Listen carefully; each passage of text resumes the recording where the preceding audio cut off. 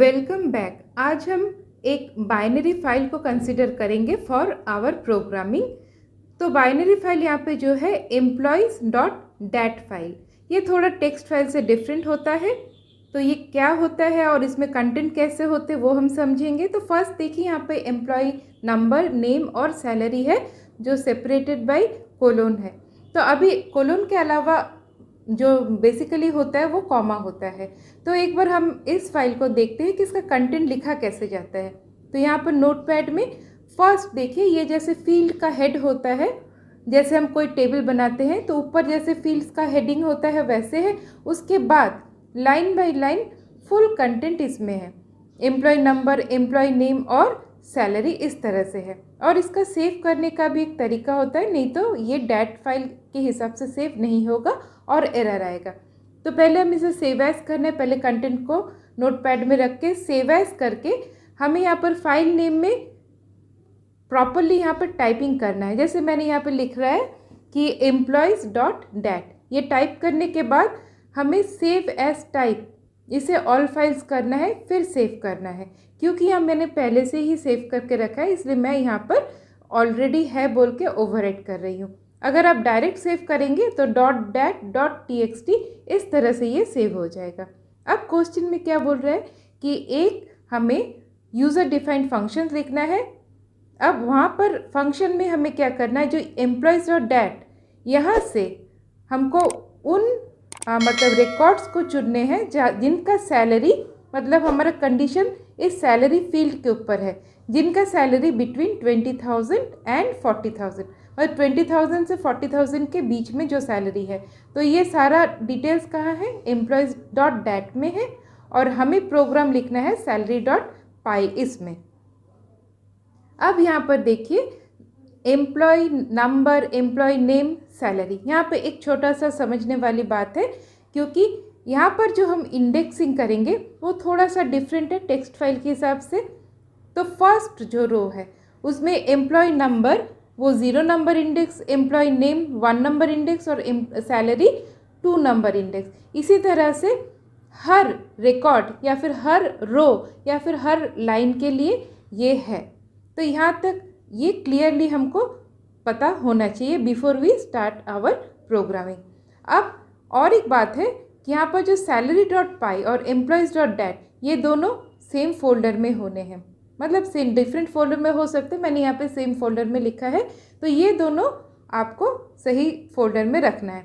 अब हम प्रोग्राम को स्टार्ट करते हैं। यूज़र डिफाइंड फंक्शन है तो हमको डेफ कीवर्ड से स्टार्ट करना है। रीड फाइल, मैं यहाँ पर 1 बाय 1 लाइन आपको प्रॉपरली बताऊँगी विथ, मतलब हर स्टेप पर रन करके बताऊँगी कि कहाँ क्या चेंजेस हो रहे हैं। तो हमने यहाँ पर फर्स्ट एम्प्लॉयज़ डॉट डैट, क्योंकि हमको यहीं से रीड करना है तो इसको मैं ओपन कर रही हूँ। और एफ ये रिप्रेजेंट करेगा एम्प्लॉयज़ डॉट डैट फाइल को, मतलब ये एक फाइल ऑब्जेक्ट है और हमें इसे ओपन करना है रीड मोड में। तो हम बाइनरी फाइल के लिए हम लिखते हैं RB प्लस मोड। यहाँ तक क्लियर है। अब x equal to f dot read line, अब ये पूरा फाइल को रिप्रेजेंट कर रहा है। अब हम यहाँ से 1 बाय 1 लाइन को हम रीड करेंगे। अब हमें यहाँ पे जानना है कि x में एक्चुअली 1 बाय 1 लाइन रीड करना मतलब क्या है, x इस वेरिएबल में इसका कंटेंट क्या है। फर्स्ट इसको देखेंगे, उसके बाद हम नेक्स्ट हमारा जो प्रोग्राम लॉजिक है उसको समझेंगे। तो रीड फाइल, ये फंक्शन कॉल हमने यहाँ पर किया इस लाइन में। तो देखिए x में हमारा जो डॉट डैट फाइल था, वहाँ से उसने फर्स्ट जो रो है, फर्स्ट जो लाइन है उसको एक्सट्रैक्ट किया। तो यहाँ पर ये देखिए जो हेडिंग वाला रो था उसे उसने एक्सट्रैक्ट किया। मतलब यहाँ पर हमें लाइन बाय लाइन रीड करना है, और लाइन बाय लाइन रीड करने के लिए हमें क्या करना है, एक लूप यूज़ करना है। क्योंकि यहाँ पे बहुत सारे लाइन्स है तो हमें लाइन बाय लाइन को रीड करने के लिए हमें एक लूप यूज़ करना है। यहाँ तक सिंपल है। x में 1 बाय 1 लाइन आ रहा है तो फर्स्ट लाइन हमने फर्स्ट पहले रीड कर लिया। अब नेक्स्ट में हमें अभी लूप यूज़ करना है, तो हमें यहाँ पर वाइल लूप यूज़ करना है। क्योंकि फाइल में हमको नहीं मालूम कि कितने लाइन हो सकते हैं, तो इसीलिए फॉर लूप एक फाइनाइट होता है कि कहाँ तक, अगर हमको नंबर पता है तो हम फॉर लूप यूज़ करते हैं, अगर हमें मालूम नहीं कि कितने देर तक लूप घूमेगा तब हम वाइल लूप यूज़ करते हैं। अब वाइल एक्स जब तक ट्रू होगा तब तक ये लूप घूमेगा और इस सैलरी के फील्ड के ऊपर हमें अपना कंडीशन डालना है। तो कंडीशन के लिए हमें फर्स्ट क्या करना है, तीनों फील्ड्स को सेपरेट कर लेने हैं, क्योंकि एम्प्लॉय नंबर, एम्प्लॉय नेम और सैलरी ये तीनों अलग फील्ड्स है और एक ही फील्ड जो फील्ड नंबर 2 है। तो हमें यहाँ पर सेपरेट करने के लिए हमारे पास एक फंक्शन है, वो है स्प्लिट। जहाँ जहाँ कोलोन है वहाँ से स्प्लिट करना है। मगर अब आई में क्या वैल्यू आ रहा है वो पहले देखते हैं। तो यहाँ पर मैंने फिर से प्रिंट करा है, तो यहाँ पर देखिए उसने बता दिया टाइप एरर। तो इस बाइनरी फाइल हैंडलिंग में ये टाइप एरर अगर आता है तो इसके लिए और एक फंक्शन है, वो है डिकोड फंक्शन। अगर हम इसे यूज़ कर रहे हैं तो ये वाला प्रॉब्लम हमें यहाँ पर सॉल्यूशन मिल जाएगा, ये वाला एरर हमें और नहीं मिलेगा। तो इसको याद रखना है कि इस तरह का अगर एरर आ रहा है तो हमें कौन सा फंक्शन यूज़ करना है। ये टेक्स्ट फाइल हैंडलिंग के लिए प्रॉब्लम नहीं होता, मगर बाइनरी फाइल के लिए यहाँ पर हो रहा है। तो नेक्स्ट अभी कंडीशन को हमें जज करना है। कंडीशन को जज करने के लिए हमारे पास जो ब्लॉक है वो इफ़ ब्लॉक है।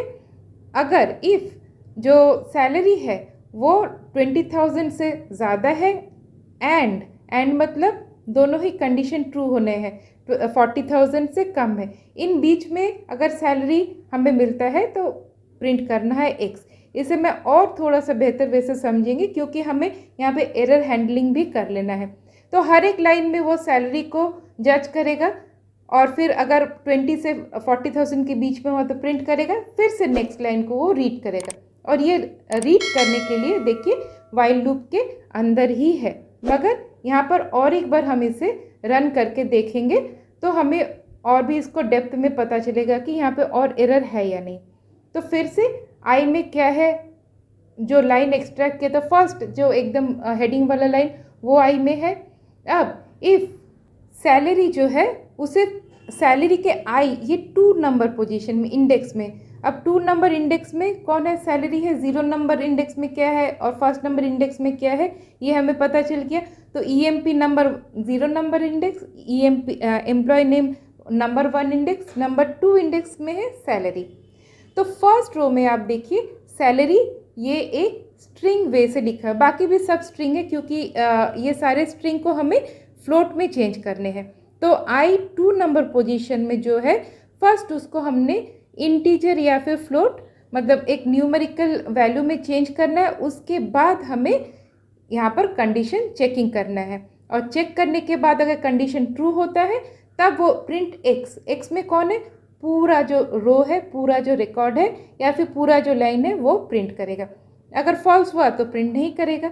मगर यहाँ पे फिर से और एक हमें एरर मिल गया, वो क्या है, पहले टाइप एरर था वो उसको हमने सॉल्व किया, अब यहाँ पर आ रहा है वैल्यू एरर। अब इसको हम कैसे सॉल्व करेंगे, वैल्यू एरर क्यों आ रहा है, क्योंकि एक्स में ये फर्स्ट वाला लाइन है और फर्स्ट वाला लाइन में SALARY लिखा है, इसे हम चाहे तो भी फ्लोट में कन्वर्ट नहीं कर सकते। 20,000 को हम फ्लोट में चेंज करेंगे तो ये एक न्यूमेरिकल वैल्यू दिखाएगा, मगर सैलरी को हम फ्लोट में या फिर इंटीजर में चेंज करेंगे तो ये एरर आएगा। तो इसके 2 तरह से हम इसको सॉल्व कर सकते थे कि हम सेकंड लाइन से ही रीड करना स्टार्ट करें, मगर इससे बेहतर है हम यहाँ पर एक दूसरा टाइप का ब्लॉक यूज़ कर रहे हैं, ट्राई कैच जो बोलते हैं या ट्राई एक्सेप्ट बोलते हैं, इस तरह से एक ब्लॉक होता है। तो यहाँ पर अगर वैल्यू एरर आ रहा है तो आप क्या करोगे, तो यहाँ पर पहले कंडीशन चेक करेगा। तो फर्स्ट जैसे वैल्यू एरर आए तो एक्सेप्ट करेगा, अगर इस तरह का वैल्यू एरर आए तो यहाँ पे हम कोई मैसेज भी प्रिंट कर सकते हैं, हमें मैसेज अभी प्रिंट करने की ज़रूरत नहीं है as per hour programme demand. तो हम अगर पास लिखते हैं तो ये बाईपास कर जाएगा और नेक्स्ट लाइन टू रीड करेगा और एज़ पर प्रोग्राम जहाँ उसे ट्रू मिल रहा है जो वाले रिकॉर्ड में 20,000 से 40,000 के बीच में है उसी को वो शो करेगा। तो चलिए हमारे पास एक ही रिकॉर्ड था और एक रिकॉर्ड को हम 40,000 में चेंज कर लेते हैं क्योंकि बाकी 60,000 55,000 वो हमारे कंडीशन के बाहर है। तो फिर से हम इसे सेव कर ले रहे हैं और सेव करने के बाद फिर रन करा के देखते हैं। तो देखिए ये पूरा फाइल को रीड किया है लाइन बाय लाइन और ट्राई एक्सेप्ट इसने क्या काम किया ये भी समझ गया। 20,000 40,000 ये दोनों कंडीशन इसे ट्रू मिले एज पर हमारा क्वेश्चन, तो इन्हीं दोनों लाइन को उसने प्रिंट करवाया। तो इसको हम और भी बेटर वे से लिख सकते हैं, पर as per our question small and crisp यही है हमारा प्रोग्राम। आई होप आपको ये सही लगा कि बाइनरी फाइल हैंडल हमने कैसे किया, बाइनरी फाइल को सेव हमने कैसे किया। और भी दूसरे तरह के फाइल के साथ हम मिलते हैं, तब तक के लिए बाय बाय।